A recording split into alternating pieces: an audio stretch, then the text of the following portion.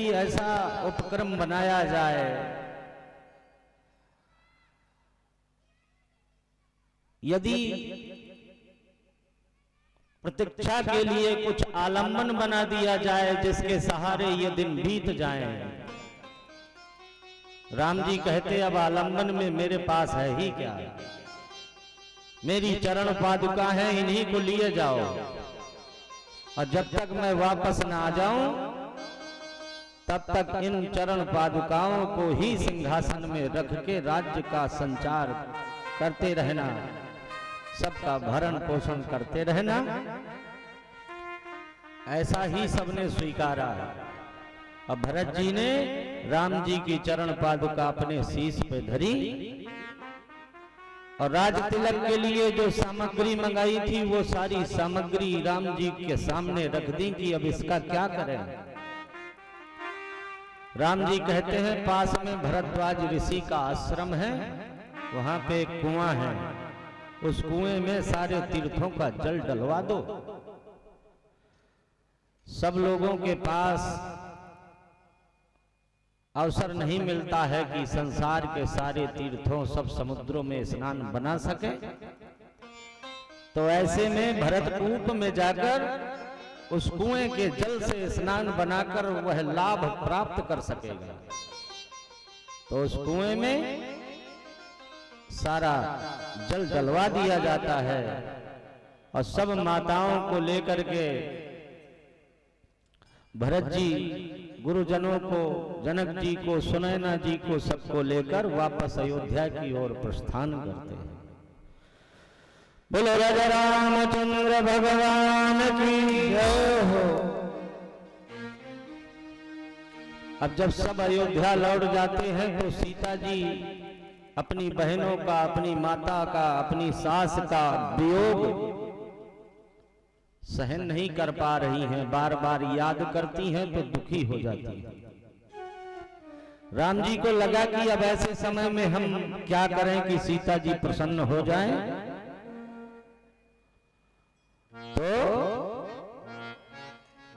तो राम जी सुंदर सुंदर फूलों का चयन करते हैं और अपने हाथों से माला बनाते हैं, बाजूबंद बनाते हैं, हाथों में पहनने के लिए कड़ा बनाते हैं, बालों में लगाने के लिए गजरा बनाते हैं, चूड़ा मणि बनाते हैं और अपने हाथों से ही सीता जी का श्रृंगार करने लगते हैं। अब देखिए सब लोगों को मालूम तो हो ही चुका है कि राम जी भगवान हैं, चित्रकूट में विराजमान हैं।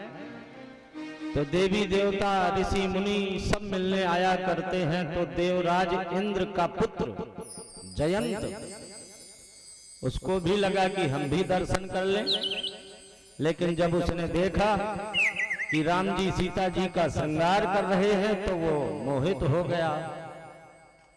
उसको मोह हो गया कि ये कैसा भगवान,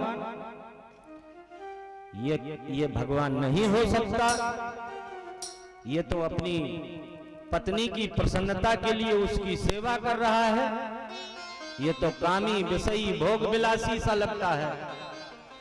ऐसा विचार करके जयंत ने कौआ का वेश बना करके सीता जी के चरण में चोंच मार दी। अब जैसे ही चरण में चोंच लगी तो रक्त बहने लगा। राम जी की नजर पड़ी तो पूछा कि ये कैसे हो गया, तो सीता जी ने इशारा कर दिया। कहते हैं वहां एक सीख पड़ी थी, उसी सीख को बाण समझ के उस जयंत की तरफ राम जी ने चला दिया। तो सचमुच वो सीख का बाण अग्नि बाण बन गया। इतनी तेज ज्वाला प्रकट करने लगा कि जयंत को लगा कि मैं तो भस्म हो जाऊंगा। वो भागा, अपने पिताजी के पास गया। पिताजी ने तो भगा दिया कि हमारा स्वर्ग लोक भी जल के भस्म हो जाएगा, भाग जा यहां से। भगवान के विरोधी को भला कौन रखेगा। जहां जहां जाता है वहां से भगाया जाता है। अब जयंत को लगा कि ये बाण तो मेरे प्राण ही लेकर के दम लेगा। बेचारा दुखी हो गया, रोने लगा। तब कहते हैं, नारद देखा विकल जयंता, लागी दया कोमल चित संता। संतों का हृदय बड़ा कोमल होता है, मक्खन की तरह। तो नारद जी को लगा कि हम इसको उपाय बता दें। नारद जी कहते हैं, जिनका अपराध हुआ है उन्हीं की शरण में चले जाओ, वही तुमको बचा सकते हैं, और कोई राम जी के बाण से तुम्हारी रक्षा नहीं कर सकता। तो जयंत जाकर शरणागत हो जाता है। अब भगवान को लगा कि मेरा नाम तो शरणागत वत्सल है, अगर शरण में आए हुए की भी मृत्यु हो जाएगी तो लोग हमको क्या कहेंगे। इसलिए जयंत से कहते हैं कि तुमने काम तो ऐसा किया है कि तुमको मृत्यु दंड दे दिया जाए, लेकिन तुम मेरी शरण में आ गए हो, इसलिए अब इस बाण से तुम्हारी केवल एक आंख फोड़े दे रहे हैं, और साथ में ये भी वरदान दे दिया कि जिस ओर देखोगे वो आंख सही रहेगी। इसलिए किसी को मालूम नहीं कि कौन वाली आंख फोड़ दी। बोलो राजा रामचंद्र भगवान की। ऐसे दयालु कृपालु हमारे राम जी। राम जी लक्ष्मण से कहते हैं कि देखो यहां बहुत दिन हो गए रहते रहते, सब लोग पहचानने लगे हैं, भीड़ भी बढ़ जाती है, तो ऐसा करें कि अब दूसरे जंगल की ओर प्रस्थान करें, चित्रकूट को छोड़ दिया जाए। सब ऋषि मुनियों से मिलते हैं, बताते हैं कि अब हम आगे की ओर प्रस्थान करना चाहते हैं। विदा करते हैं सब ऋषि मुनि। तो बीच में अत्रि और अनसुईया का आश्रम मिलता है। अनसुईया जी को प्रणाम करती हैं सीता जी। सीता जी को अनसुईया शिक्षा देती हैं कि संसार में स्त्रियां 3 प्रकार की होती हैं। अब ये आप ही लोगों के लिए है ये शिक्षा, क्योंकि अनसुईया माता भी सती हैं, स्त्री हैं, देवी हैं, और सीता मैया भी देवी हैं, और आप लोग भी देवी ही हैं। तो सीता मैया को सुंदर सिखावन देती हैं। अनसुईया माता कहती हैं कि संसार में 3 प्रकार की स्त्रियां होती हैं। उत्तम कोटि की स्त्री वो कहलाती है जिनके सपने में भी दूसरा कोई पुरुष नहीं आता। उत्तम के अस बस मन माही, सपन्युआन पुरुष जग नाही। मध्यम पर पति देखें कैसे, भ्राता पिता पुत्र निज जैसे। और जो मध्यम कोटि की स्त्रियां होती हैं वो अपने से बड़े को पिताजी की तरह, अपने बराबर के पुरुष को अपने भाई की तरह, और अपने से छोटे बालक को अपने पुत्र की तरह जो निहारती हैं, ऐसी स्त्रियां मध्यम कोटि की कहलाती हैं। और जो स्त्रियां अपने पति के प्रतिकूल होकर के आचरण करती हैं तो कहते हैं वो अगले जन्म में भरी जवानी में विधवा हो जाती हैं। पति प्रतिकूल जन्म जह पाई, विधवा होय तरुणाई। इस तरह निकृष्ट स्त्रियां होती हैं।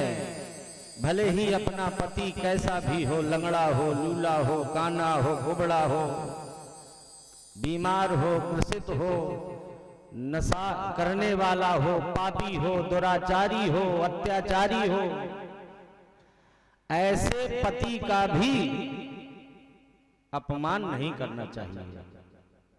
ऐसा अनसुईया माता सीता जी को सिखा रही हैं।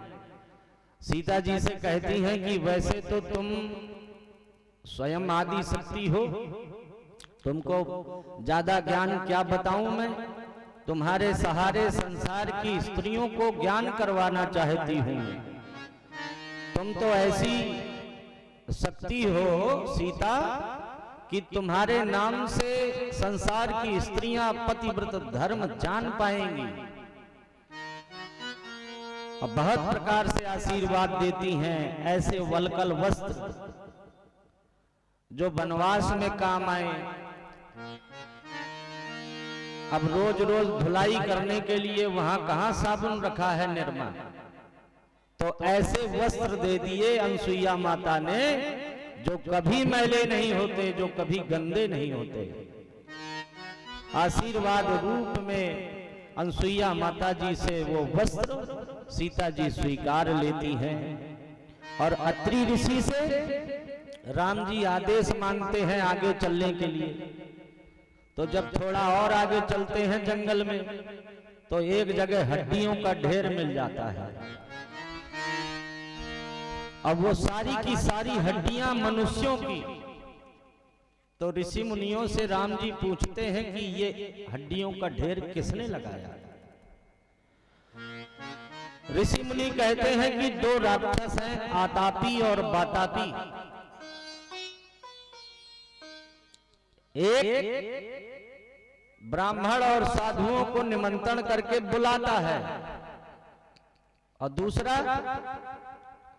दूसरा तब तक विशाल कढ़ाई में तेल को खौलाता रहता है। और जैसे साधु संत ब्राह्मण आते हैं तो एक एक करके उस तेल के भरे कढ़ाई में एक एक साधु ब्राह्मण को डालने लगते हैं। और जब मांस सिद्ध हो जाता तो खा लेते और हड्डियों को ढेर में फेंक देते। ऐसा वृतांत तो सुन करके राम जी के आंखों में आंसू आ गए। कहते हैं राम जी ने तुरंत अपनी भुजा उठाकर के प्रतिज्ञा कर ली कि मैं धरती से निशाचरों को हीन कर दूंगा। बोलो राजा रामचंद्र भगवान की जय हो। सब ऋषि मुनियों के आश्रम में जा जा करके राम जी बहुत प्रकार से उनको आनंद देते हैं। और आगे चलते हैं तो एक विराध मिल जाता है, उसका भी उद्धार करते हैं। एक तपस्वी मिलते हैं बीच रास्ते में, उनसे भेंट करते हैं। एक ऐसा भोला भाला भक्त मिलता है बीच रास्ते में जो ज्यादा ज्ञान नहीं रखता पर भगवान का इंतजार कर रहा है। उसका नाम है सुतीक्षण। बेचारा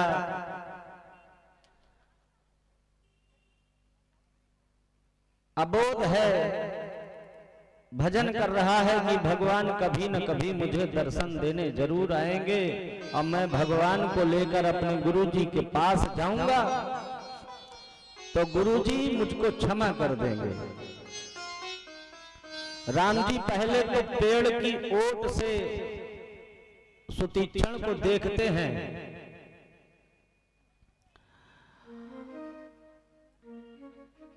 और फिर पास में जाकर के बहुत प्रकार से जगाने का प्रयास करते हैं। और जब सुतीक्षण जागते नहीं तो उसके हृदय में चतुर्भुज रूप दिखाते हैं भगवान।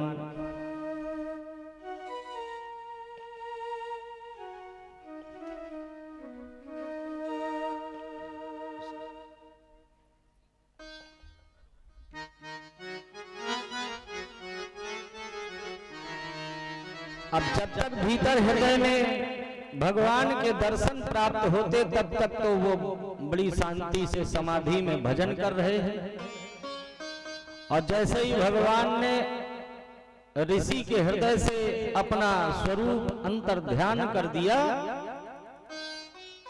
तो सुतीक्षण जी तो बड़े व्याकुल हो गए और घबरा करके आंखें खोल के देखने लगे कि हमारे प्रभु कहां चले गए, कहां चले गए।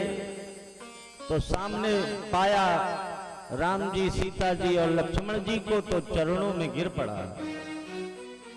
वो तो पहचान गया कि जो अभी भीतर दिखाई दे रहे थे वही तो बाहर है। अब जानता तो ज्यादा कुछ नहीं, फिर भी सेवा पूजा कर रहा है। भगवान अत्यंत प्रसन्न हो जाते हैं अपने ऐसे भोले भाले भक्तों को देखकर। कहते हैं वरदान मांग लो। तो वो कहता है मैं बर कबहु न जांचा, झूठ परे का सांचा। मैं तो जानता नहीं कि बर क्या है, बर खाया जाता है कि पिया जाता है, क्या है वरदान। सो लक्ष्मण जी कहते हैं कि अब प्रभु आप ही दे दो वरदान इनको। इनको तो अभी ये भी पता नहीं कि वरदान है क्या। तो भगवान कहते हैं ठीक है, हम ही अपनी ओर से तुमको बुद्धि, गुण, ज्ञान, वैराग्य का निधान बनाए दे रहे हैं। और जब वरदान प्राप्त कर लिया तो सुतीक्षण को ज्ञान आ गया, तो स्तुति करने लगा और हाथ जोड़ के कहता है कि अभी मैंने तो मांगा नहीं, अभी तो आपने दिया है। अब मैं एक वरदान मांगना चाहता हूं। तो भगवान को मालूम है कि जिसे ज्ञान हो जाता है वो हमसे संसार की कोई वस्तु नहीं मांगता। क्या मांगेगा? तो राम जी कहते हैं कि हमसे वरदान मांग लो। तो सुतीक्षण ने मांगा, अनुज जानकी सहित प्रभु चाप बाण धरि राम, मम हिय कमल इंदु महा, बसहु सदा निह काम। राम जी, सीता जी, लक्ष्मण जी धनुष और बाण को साथ में लेकर के मेरे हृदय में विराजमान हो जाएं, ऐसा वरदान मांगा। भगवान अत्यंत प्रसन्न होकर के एवं मस्तु कह देते हैं ऐसा ही हो। कहते हैं अब हम ऋषि अगस्त जी के आश्रम में जाना चाहते हैं। तो सुतीक्षण जी कहते हैं मैं तो उनका चेला हूं, मुझको गुरुजी ने निकाल दिया था आश्रम से, इसलिए मैं यहाँ आकर के आपका भजन करता रहा। लक्ष्मण जी कहते हैं कि क्यों निकाल दिया, तुमने क्या अपराध किया था? तो बोले रास्ते से चलते चलिए, मैं बताता रहूंगा। अब चलते जा रहे हैं आश्रम की तरफ। अब बीच में सुतीक्षण जी बताते हैं कि हमको गुरुजी ने क्यों भगा दिया। एक बार गुरुजी दूसरे गांव में जा रहे थे पूजा कराने के लिए। तो वो कहते हैं बेटा सुतीक्षण, आज की सेवा ठाकुर जी की तुम कर देना। मैंने कहा ठीक है। अब संध्या समय में मैंने सेवा तो कर दी, लेकिन गुरुजी आए नहीं। अब मैं क्या करता, प्रातः काल ठाकुर जी को नहलाना। तो नदिया में चले गए, एक पोटली बनाई, सारे ठाकुर जी इकट्ठे करके बांध लिए पोटली में, और नदी के किनारे पहुंचे। तो मुझको बड़ी जोर से भूख लगी। अब भोजन तो वहां है नहीं, लेकिन एक जामुन का पेड़ लगा था। जामुन काले काले फल देख करके मेरी जीभ में पानी आ गया। एक दो पत्थर रेत में पड़े थे, नदी किनारे कहां ज्यादा पत्थर होते हैं। तो एक दो पत्थर जो पड़े थे उनको मैंने मारा, एक दो जामुन के फल गिरे। अब वो मैंने चखे तो बड़े स्वादिष्ट। अब तो लगे कि भरपेट मिल जाए, पर कैसे मिले। तो हमने ठाकुर जी से कहा कि ठाकुर जी आपने बहुत दिन तक हमसे सेवा करवाई है, अब आज हमारे भोजन की व्यवस्था आप ही करो। हमने छोटे वाले ठाकुर जी उठाए और पेड़ में मारे तो एक दो जामुन तो गिरी, लेकिन ठाकुर जी नदिया में चले गए।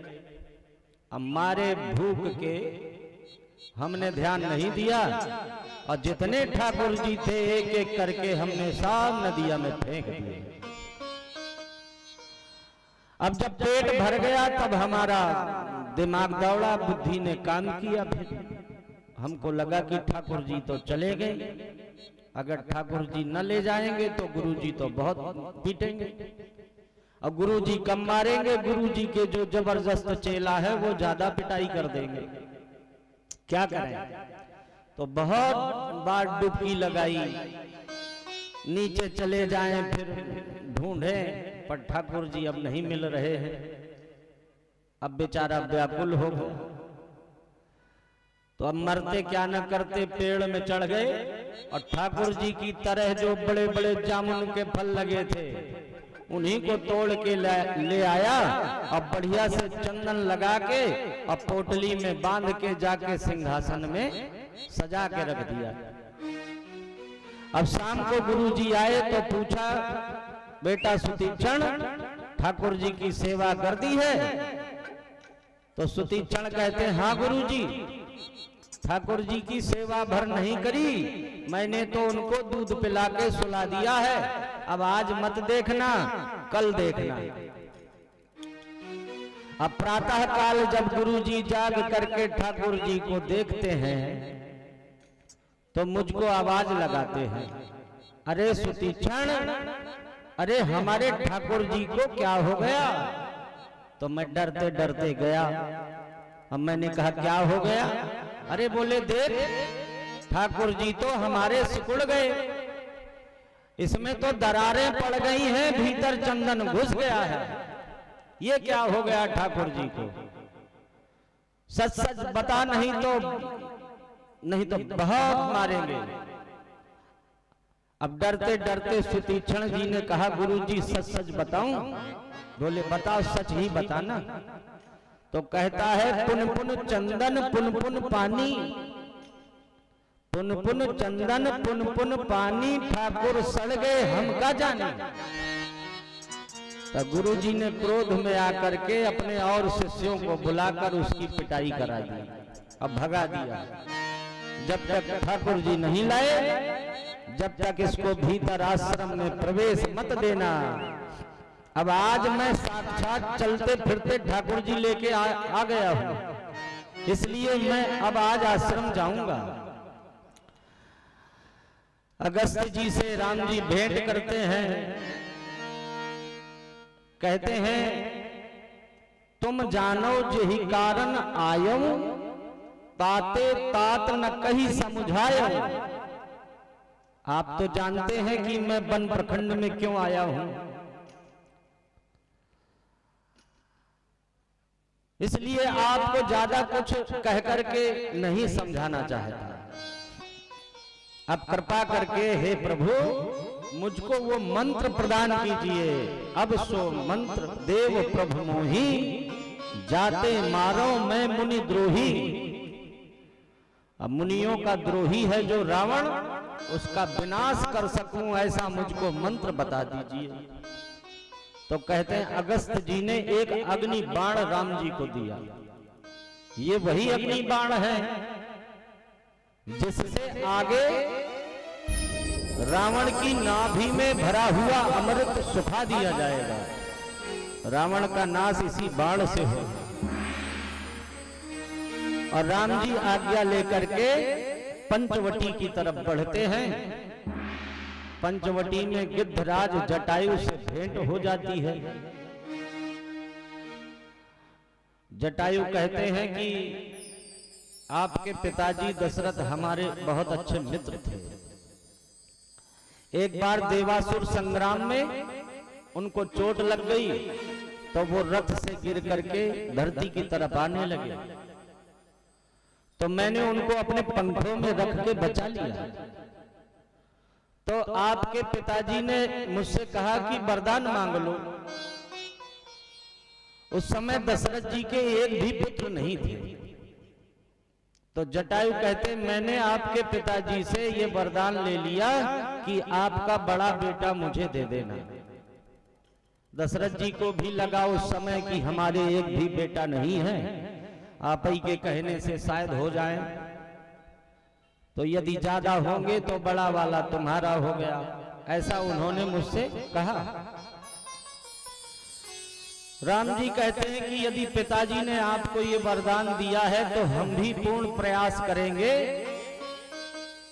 कि एक पुत्र का जो धर्म होता है, कर्तव्य होता है पिता के लिए, वो सब हम आपके साथ व्यवहार, शिष्टाचार, लोकाचार करें। जटायु कहते हैं कि पुत्री सीते, जब भी कोई आपत्ति विपत्ति पड़े, जरूरत पड़े तो मुझको आवाज लगा देना, मैं तुरंत आ जाऊंगा। अब ऐसा कह करके जटायु जी उड़ जाते हैं।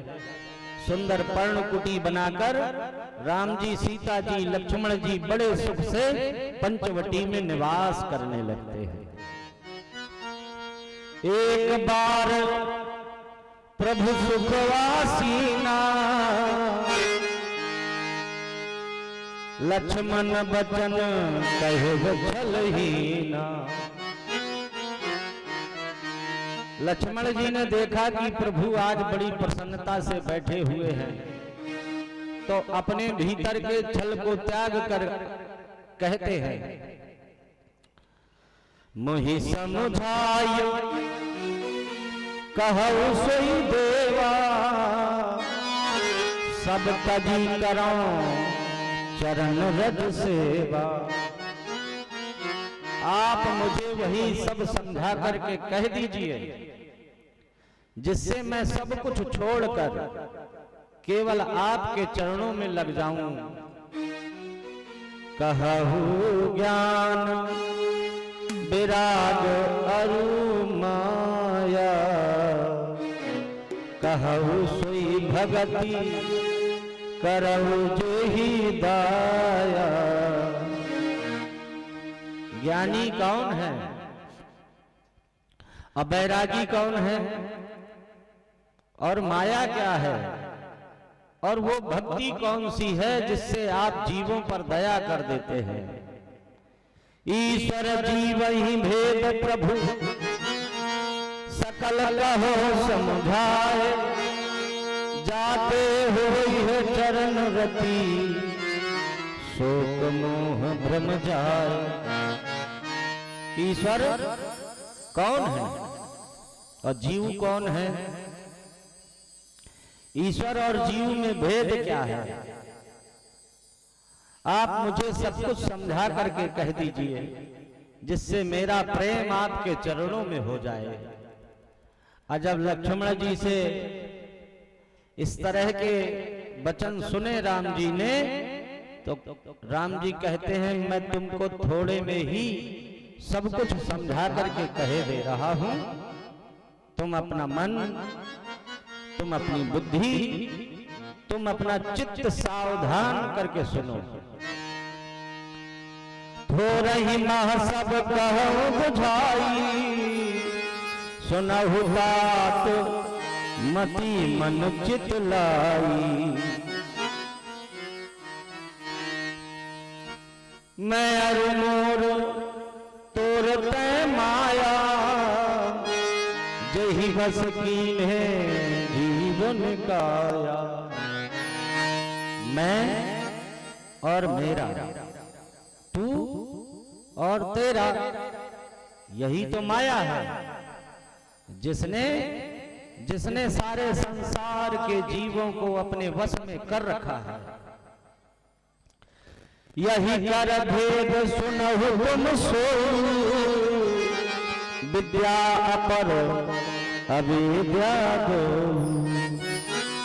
इस माया के दो भेद हैं, एक है विद्या और दूसरी है अविद्या। जो अविद्या नाम की माया है वो बड़ी दुष्ट है, दुख देने वाली है। एक दुष्ट अतिशय दुख रूपा जावस जीव पराभव कूपा। ये जो दुष्ट माया है, दुख देने वाली है, अगर जीव इसके बस में पड़ जाए तो कहते हैं संसार रूपी कुएं में फंसा ही रहता है। और जो विद्या नाम की माया है वो कैसी है? बोले के रचय